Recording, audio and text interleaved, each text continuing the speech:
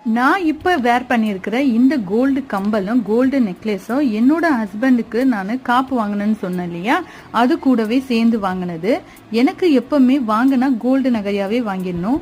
ஃபேன்சியாக கம்பல் வாங்குறது, ஃபேன்சியாக மணி வாங்குறது அப்படின்னு சொல்லிட்டு எனக்கு அதில் விருப்பமே இருக்காது. நான் அதில் இன்வெஸ்ட் பண்ணது வேஸ்ட்டாக நினைப்பேன்.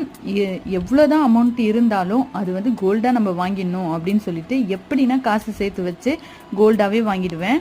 இந்த 6.5 சவரன் நகை கூட பார்த்தீங்கன்னா நான் 3 லட்சம் ரூபாய் சீட்டு போட்டு தான் எடுத்தேன். இது போல கோல்டு நகை எடுக்கிறதுக்கு கொஞ்சம் டைம் எடுக்கும். ஆனால் ஃபியூச்சரில் பார்த்தீங்கன்னா இதுதான் அதிகமான லாபம் நம்மளுக்கு கொடுக்கும். எனக்கு பிடிச்சது எப்பவுமே பார்த்தீங்கன்னா கோல்டு நகை தான். கோல்டு நகை வேர் பண்ணது தான் எனக்கு ரொம்பவும் பிடிக்கும். இந்த சீட்டு கூட பார்த்தீங்கன்னா நான் 2 லட்சம் சீட்டு இன்னொருத்தருங்க கிட்ட வெளியே போட்டேன். 1 லட்சம் சீட்டு பார்த்தீங்கன்னா நானே போடுறேன் 7 சீட்டு. அதில் 2வது சீட்டு எனக்கு வரும். அப்படிதான் இந்த கோல்டு நான் சேர்த்தேன். நெக்ஸ்ட்